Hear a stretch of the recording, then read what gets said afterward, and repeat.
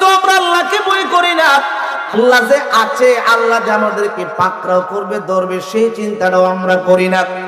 যদি সেই চিন্তা করতাম, দুনিয়ার জায়জামেরা আমাদেরকে আটকাইতে পারতো না। মসজিদটা 5 ওয়াক্ত 5 টাইমে ভরপুর থাকতো, ঠিক কিনা বলেন? হযরতে ওমর রাদিয়াল্লাহু তাআলা, যিনি অর্ধটা পৃথিবী শাসন করেছে, অর্ধ পৃথিবী যিনি শাসন করেছে, তিনি খলিফা। রাত্রটাকে 3টা ভাগ কইরা একটা ভাগ ঘুমাইতেন, আর একটা ভাগ মাওলার প্রেমে কাটাইয়া দিতেন, কাঁদতেন চোখের পানি ছেড়ে ছেড়ে। অনেক সময় সাহাবায়ে কেরাম দেখে বলতেছে, আমিরুল মুমিনিন, আপনি তো জান্নাতের সার্টিফিকেট প্রাপ্ত, আপনি কাঁদেন কেন? ডাক দিয়া কই, সাহাবীরা রে, এই যে রাজ্য চালাইবার দায়িত্ব দিছে, না জানি কত ভুল হইতেছে। আল্লাহ যদি এই ভুলগুলার কারণে আমার আমলনামায় লেখা জাহান্নাম, জান্নাতটা কেটে নিয়ে আমারে জাহান্নাম দেয়, আল্লাহর ভয় কত, আল্লাহর ভয় কত। আর যদি মনে করেন আমরা বিজয়নগরে কোন মানুষে আল্লাহ কইতো তুমি জান্নাতি, মনে করেন ইলা টেলাই কি মনে করেন বিজয়নগরে বসবাস করেন যাই লইলে কথা কন না কেন? জানেন জান্নাতি নবীজির জবান মুবারক দিয়া বলেছে, এই কথা কোনোদিন মিথ্যা হইতে পারে না। এরপর আল্লাহর ভয়ে কত কান্দে। একটা বাক আল্লাহর প্রেমে কাটাই, আর লাস্টের বাকটা প্রজাদের খোঁজ খবর নেই। আজকে তো আমরা টাকা পয়সা হয়ে গেলে আশপাশের ভাই বেড়াদর কেডা আছে চিনবার টাইম নাই, ঠিক কিনা বলেন?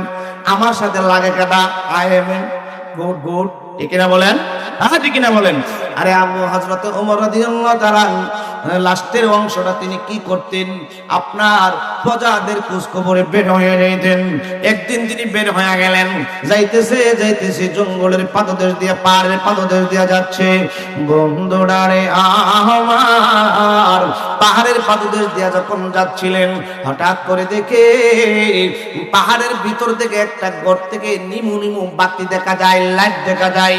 দৌড়াইয়া তিনি গেলেন সেই ঘরের দরজায়। আরে এত রাত্রে তো ঘর থেকে আলো আসার কথা নয়, লাইট আসার কথা নয়। যায় দেখি দরজার মধ্যে দাঁড়ায়া দেখে বাংলা কুটির বাহির থেকে সব দেখা যায়। একজন বৃদ্ধ মহিলা চুলার মধ্যে পাতিল বসায়া নিচে দিয়ে আপনার চুলার মধ্যে আগুন দিচ্ছে, জাল দিচ্ছে, জাল। এবার ওনার দুই পাশে 3টা বাচ্চা ঘুমায় রয়েছে। কিছুক্ষণ দাঁড়ায় রইলাম, হঠাৎ করে ছোট্ট একটা বাচ্চা চিৎকার মেরে উঠছে, মা, ও মা, 3 দিন ধরে আমাদের খাবার নাই, ও মা, তাড়াতাড়ি করেন, খাবার দেন। মাটা ডাক দিয়া কয়, বাবারে আরেকটু অপেক্ষা করো, খাবার রেডি করতেছি। এ আমার বন্ধুরা, বাবারা, মহিলার ঘরে 3 দিন ধরে খাবার নাই। কয়দিন? এদিকে লক্ষ্য করেন, কয়দিন? 3 দিন ধরে খাবার নাই। সন্তানদেরকে সান্ত্বনা দেওয়ার জন্য খালি পাতিলের মধ্যে পানি দিয়া চুলার মধ্যে আপনার জাল দিতেছে। সন্তানরা ঘুম থেকে উঠলে বোঝায় একটু অপেক্ষা করো, খাবার রেডি হইতেছে। সন্তানদেরকে সান্ত্বনা দেয়। আমার বন্ধুরা, বাবারা, এই হযরতে ওমর রাদিয়াল্লাহু তাআলা দাঁড়ায় এই কথা শুনল। মহিলাটা এমন সময় দুঃখের সহিত বলতেছে, আল্লাহ কিসের জন্য উমরে খলিফা বানাইছিল? আমার একটা সন্তান যদি না খায় মারা যায়, আমি হাসরের ময়দানে উমরের বিরুদ্ধে মামলা দায়ের করব। আল্লাহ যেন ওই মামলাটা কার্যকর কইরা উমরকে হাসরের মাঠে গলার মধ্যে গামছা লাগায়া ঘুরাই আল্লাহ দরবারে আমি এই মামলা দিব। জোরে বলেন আল্লাহু আকবার। উমর রাদিয়াল্লাহু তাআলা শোনার পরে তার করে শরীরটা কাঁপতেছে। কিছুক্ষণ চলে যাওয়ার পরে ওমর রাদিয়াল্লাহু তাআলা ডাক দিয়ে কয়, মা, ও মা, আমি একজন পথিক মুসাফির, তোমার ঘরের বাতি দেখে, তোমার কান্না দেখে তোমার ঘরের দরজায় আসলাম। ও মা, কি হয়েছে? ঘটনাটা ঘুরে বলো। মহিলাটা ডাক দেয়া করে, মুসাফির বাবা, ও মুসাফির বাবা, আমার ঘরে 3 দিন ধরে খাবার নাই। আমি একটা বিধবা মহিলা, আমার স্বামী নাই, আমার 3টা বাচ্চা, কাজ কামও করতে পারি না। বাচ্চাদেরকে সান্ত্বনা দেওয়ার জন্য পাতিলের মধ্যে পানি দিয়ে 3 দিন ধরে জাল দিচ্ছি। সন্তানরা যখন কেঁদে ওঠে বোঝায় একটু অপেক্ষা করো, আর সহ্য করতে পারি না। এই জন্য বললাম আমি উমরের বিরুদ্ধে হাসরের ময়দানে মামলা দিব। উমর খলিফা হইয়া কেন আমার খবর নিও না? হযরত আমিরুল মুমিনিন ডাক দে কই মা, ও মা, তুমি তো খলিফার একটা খবর দিতে পারতা। মহিলাটা ডাক দিয়া কয়, মুসাফির বাবা, আপনি কি নবীর হাদিস পড়েন নাই? নবীজির হাদিস শরীফে আমার নবীজি বলেছেন, যিনি রাজা হবে, যিনি প্রেসিডেন্ট হবে, প্রধানমন্ত্রী হবে, উনি জনগণের খোঁজ খবর নেবে, জনগণ ওনার কাছে যায় খোঁজ খবর দিবে না, উনি নিজে খবর নেবে। আমি কেন হাদিসের উল্টা করব? আমি না খা মরবো। একটা সন্তান যদি মারা যায়, উমরের বিরুদ্ধে মামলা দিব, আমার মামলা থেকে উমর বাঁচতে পারবে না। জোরে কন্যা আল্লাহু আকবার। বলতেছে কার কাছে? হযরত উমর রাদিয়াল্লাহু আনহুর কাছে। হযরত উমর রাদিয়াল্লাহু তাআলা কাঁদতেছে, চোখের পানি ঝেড়ে ঝেড়ে হারে। আসলে তো কথা সত্য, মহিলা দি কোরআন হাদিস অনেক জানে। আমার নবীজির হাদিস হইল, যিনি বাদশা তিনি প্রজাদের খবর নেবে। আমারও তো ভুল হয়ে গেছে, দৌড় মারছে আপনার খাদ্য গুদামের মধ্যে, যায় কয়েক কে আছো তাড়াতাড়ি করো, কিছু আটা খামির বানাও, কিছু গুস্ত রেডি করাও, আর একটা আটার বস্তা আমার মাথার মধ্যে উঠায় দাও। ওনার যারা আপনার ওই খাদ্য গুদামের লোক ছিল, বিশেষ করে ওনার খাদেম যারা, ডাক দিয়া কই, হুজুর আপনি কেন নেবেন কাঁধের মধ্যে বহন করে বস্তা? আপনি কেন মাথায় বহন করবেন আটার বস্তা? আমরা নিয়ে যাব। হযরত ওমর রাদিয়াল্লাহু তাআলা চোখের পানি ছেড়ে ছেড়ে কান্দে, আর ডাক দিয়া কই, এ আমার খাদেমরা রে, তোমরা শুনো, ভুল তো তোমরা করো নাই, ভুল করেছি আমি, প্রায়শ্চিত্তটা আমারে করতে দাও। জোরে কন্যা আল্লাহু আকবার। এবার কিছু আটা খামির বানায়া, কিছু গুস্ত পাকায়া হাতের মধ্যে লইলেন, আর একটা আটার বস্তা মাথার মধ্যে লইলেন।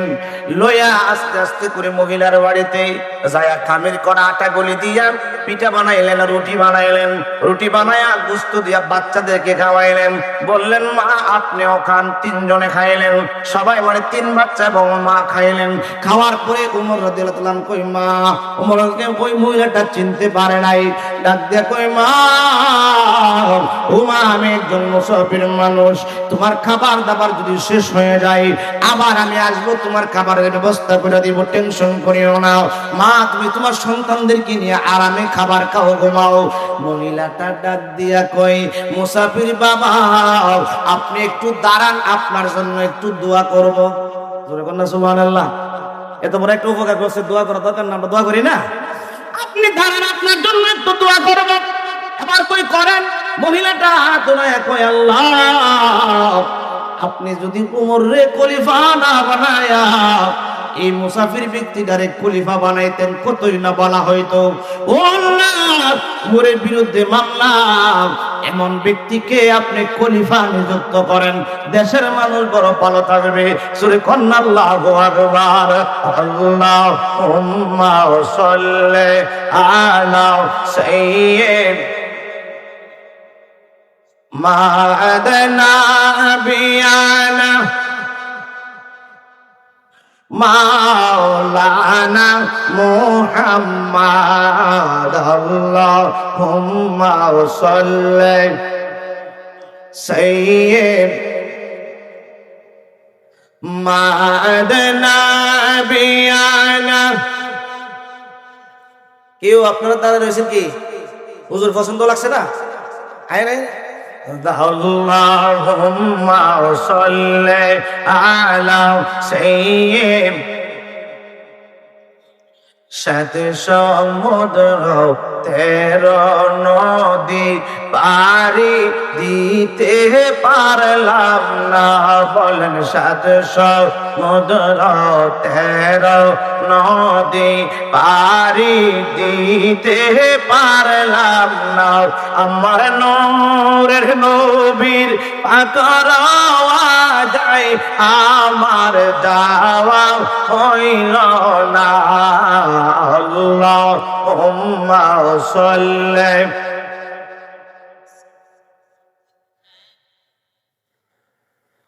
বন্ধুরা রে আমার, উমর রাদিয়াল্লাহু তাআলা দোয়া শেষে উনি চলে আসলেন, কাঁদতেছে, চোখের পানি ঝেড়ে ঝেড়ে হারে। মহিলা যদি আমার বিরুদ্ধে মামলা দেয়, আল্লাহ পাকের দরবারে যদি মামলা গ্রান্টেড হয়ে যায়, আমি উপরের তো উপায় থাকবে না। এবার মসজিদের নবীর মধ্যে ফজরের নামাজ পড়লেন। নামাজ শেষে উনি ডিক্লার দিয়ে দিলেন, ও নবীর সাহাবীরা, জোহরের টাইমে আপনারা সবাই থাকবেন। জোহরের টাইমে মসজিদের মধ্যে একটা চমৎকার বিচারের অনুষ্ঠান হবে। কি হবে? কি হবে? শ্রেষ্ঠ সম্মানিত একজন ব্যক্তির সম্মানিত একজন ব্যক্তির বিচার করা হবে। আপনারা সবাই থাকবেন, আপনাদের দাওয়াত। এটা কি আশ্চর্য কথা! সম্মানিত ব্যক্তির একজন বিচার হবে। বড় আসনের কলা, যিনি বড় আসনের মধ্যে বসেন, ওই ব্যক্তির বিচার হবে। জোরে কন্যা সুবহানাল্লাহ, আরো জোরে কন্যা সুবহানাল্লাহ। এবার জোহরের সময় সব মুসল্লিরা চলে আসলেন। আসার পরে নামাজ শেষ। ওইদিকে উমর রাদিয়াল্লাহু তাআলা সকালবেলা 2 জন সৈন্য পাঠাইছে ওই মহিলার বাড়িতে। বলে, তোমরা যাইয়া মহিলাকে আমার দরবারে নিয়ে আসবা। কিছু বলে নাই, না বলে 2 জন সৈন্য পাঠাইছে। 2 জন সৈন্য যখন মহিলার বাড়িতে যায় বলছে, মা, আমিরুল মুমিনিন খলিফা ওমর রাদিয়াল্লাহু তাআলা আপনাকে তলব করছে, কিছুক্ষণের মধ্যে আপনি খলিফার দরবারে যেতে হবে। মহিলার ভিতরে তো মানে শুরু হয়ে গেছে তুফান। আইরি, কালকে যে রাত্রে উমরে এত কথা বললাম, উমর মনে হয় না ফেলাইছে। ও ভাই নাই রে, ও ভাই নাই। যে উমর এক রাস্তা দিয়ে হেঁটে গেলেন, ওই রাস্তা দিয়ে শয়তান 40 দিন পর্যন্ত বয়ে আসে না। উমর বুঝি আমার কথাবার্তা শুনে ফেলছে। উমর জেনে আমারে কেমন বিচার করবে রে। উপায় নাই, উপায় নাই। 3টা সন্তানকে ডাক দিয়ে কই, বাবারা, তোমরা আমাকে বিদায় দিয়া দাও, আমারে বিদায় দিয়া দাও। উমরের দরবারে আমারে তালা তলব করছে। আমি যে গত কালকে রাগান্বিত হইয়া মনের মধ্যে গুসা নিয়া উমরের বিরুদ্ধে অনেক কথাই বলে ফেলছি। উমর বুঝি শুনতে পেরেছে। উমর যদি আমার বিচার করে, আমি তো বাঁচবার উপায় নাই। তোমরা বিদায় দাও, তোমাদের সাথে দেখা হইতে পারে, নাও হইতে পারে। এই মহিলাটা 3 সন্তানের কাছ থেকে বিদায় লইয়া এবার চলে আসলেন মসজিদে নববীতে। জোহরের নামাজ শেষ হয়ে গেল। মসজিদের মধ্যে যাইয়া উমর রাদিয়াল্লাহু তাআলা ওনার আসনে উনি বসলেন। অন্যান্য মন্ত্রী পরিষদরা সবাই বসলেন। সব জনগণ যারা মদিনায় আছে সবাই বসলেন। বিচার কার্য শুরু হবে। সবাই কই, কার বিচার হবে? সম্মানিত ব্যক্তিকে। কই একটু অপেক্ষা করেন। এমন সময় মহিলাটাকে ভিতরে আনা হইল। মহিলাটা যে সৈন্যরা উনাকে যে আনছে বলতেছে, উনিকে যিনি সামনের চেয়ারে বসা, ও উনি তো খলিফা। পাহাড়ি খাইছে রে। গতকালকে যে কথা কইছি উমরের বিরুদ্ধে, আমি তো উনার সামনে কি কইছি, উনি তো গতকালকে আমার খাবারের ব্যবস্থা করে দিছে। আহা হায় রে, উপায় নাই। আজকে আমি কি বিচার দিব?